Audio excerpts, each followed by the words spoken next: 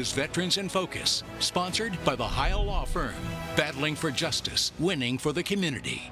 Here's a question for you. If someone gets shot or even loses a limb in combat to protect our country, do they deserve a break on their property taxes? Military Order of the Purple Heart Chapter 598 wants to hear what you think as they push to change state law. I'm Michelle Hoffman with the story for this week's Veterans in Focus.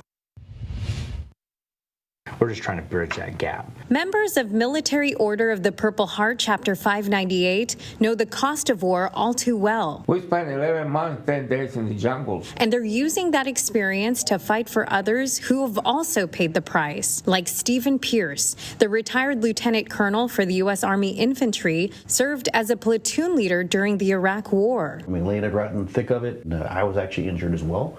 So I got a gunshot wound that put a lot of shrapnel up the left side of my body, and my knee, and my shoulder, and my elbow, and my face. His Purple Heart is more than a medal. It's a symbol of sacrifice and a tribute to those who never came home. I lost a soldier in the same fight that I was in, so I kind of wear the Purple Heart as kind of a badge of honor to honor him. And now he and other members of the group are pushing to support those who came home wounded but alive. Any veteran who served our country deserves the right to get their benefit. They tell me they're working on reviving a bill that would give full property tax exemptions to combat wounded veterans regardless of their VA disability rating. We're talking about people who legitimately shed blood due to an armed enemy of the United States. Back in 2017, House Bill 1591 was introduced in Texas, but never made it across the finish line. What we're trying to do is trying to make this a new priority, and it is picking up steam. And so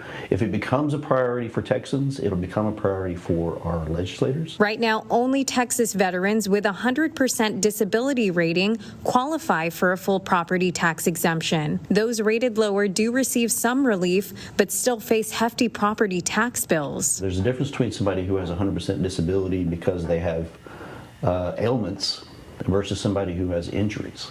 And sometimes the injuries do not equate to 100%. And even though the Purple Heart recipients I spoke with do qualify for full exemptions, they say they're fighting for those who don't. I personally know veterans missing a limb and only rated at 70%.